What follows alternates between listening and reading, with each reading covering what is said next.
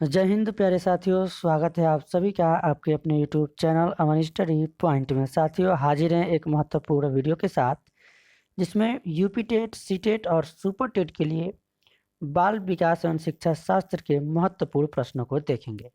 तो बने रहिएगा वीडियो में पूरे अंत तक।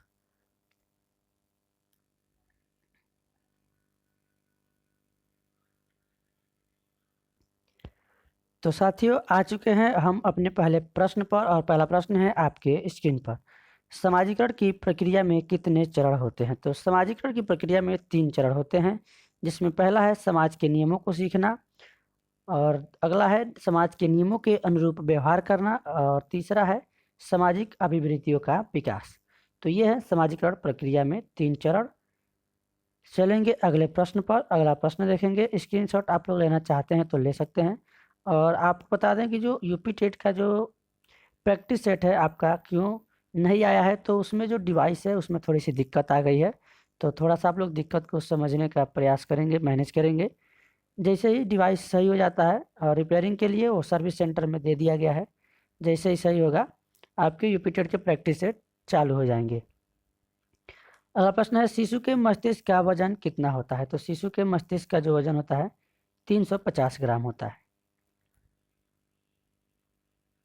स्वस्थ मनुष्य के मस्तिष्क का वजन कितना होता है? तो 1400 ग्राम होता है स्वस्थ मनुष्य के मस्तिष्क का वजन। अगला प्रश्न है, 6 माह के बालक का वजन लगभग कितना हो जाता है? तो 6 माह के जो बालक का वजन है उसके जन्म के समय के वजन का 2 गुना हो जाता है। यानी जन्म के समय एक स्वस्थ बालक का जो वजन होना चाहिए 3 केजी होना चाहिए, तो 3 का 2 गुना यानी 6 केजी होता है। तो इतना जो है 2 गुना हो जाता है। अगला प्रश्न देखेंगे। एक वर्ष में बालक का वजन कितना हो जाता है? तो एक वर्ष में जो बालक का वजन है जन्म के समय के जो वजन है उसका जो है 3 गुना यानी लगभग 9 केजी हो जाता है। जन्म के समय किसकी लंबाई अधिक होती है? तो जन्म के समय लड़कों की लंबाई लड़कियों की लंबाई की तुलना में अधिक होती है। किसकी? लड़कों की लंबाई अधिक होती है। चलेंगे अगले प्रश्न पर। जन्म के समय बालक एवं बालिका की लंबाई लगभग कितनी होती है? तो बालक की जो लंबाई होती है जन्म के समय लगभग 20 इंच होती है, और बालिका की जो लंबाई होती है 19.5 इंची होती है। तो 5 इंच का इसमें डिफरेंट होता है डिफरेंस। अगला प्रश्न देखेंगे। मानव के अस्थायी दांत यानी दूध के दांत कितने होते हैं? तो अस्थायी जो जात होते हैं दूध के दांत, उनकी संख्या होती है 20। चलेंगे अगले प्रश्न पर। अगला प्रश्न है आपके स्क्रीन पर। मानव के अस्थायी दांत कितने होते हैं? तो अस्थायी दांत होते हैं 12।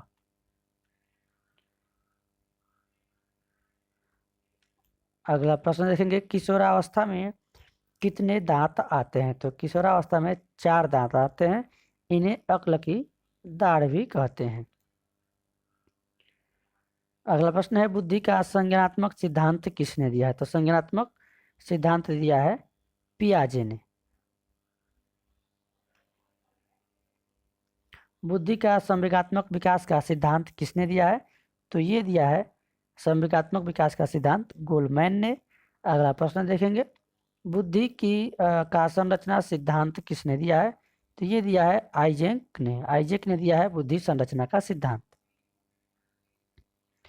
किशोर की सबसे नाजुक एवं संवेदनशील समस्या क्या होती है? तो ये होती है यौन संबंधी समस्या। मानव विकास की किस अवस्था के बाद व्यक्ति परिपक्व हो जाता है? तो किशोरावस्था के बाद मानव जो है परिपक्व हो जाता है। शिक्षण की विभिन्न विधियों के प्रयोग के लिए कौन सी अवस्था सर्वाधिक उपयुक्त है? तो यह है शिक्षण की विभिन्न विधियों के प्रयोग के लिए बाल्यावस्था सबसे उपयुक्त है। अगला प्रश्न है, मैं कौन हूँ, मैं क्या हूँ आदि जैसे प्रबल भावनाएं बालक के विकास के किस अवस्था की सूचक है? तो ये है किशोरावस्था की। और किशोरावस्था को तूफान तनाव का काल किसने कहा है? स्टेनले हॉल ने। तो ये प्रश्न भी पूछा गया है आपके पेपर में। पियाजे से भी संबंधित प्रश्न सीटेट में और यूपीटेट में पूछा जा चुका है। विकास कभी न समाप्त होने वाली प्रक्रिया है, यह विचार किस सिद्धांत से संबंधित है? यह जो है निरंतरता के सिद्धांत से संबंधित है। यह भी प्रश्न आपके परीक्षा में पूछा जा चुका है यूपीटेट में। शिक्षा मनोविज्ञान एक विज्ञान है, तो शिक्षा मनोविज्ञान जो है यह मानव व्यवहार का विज्ञान है।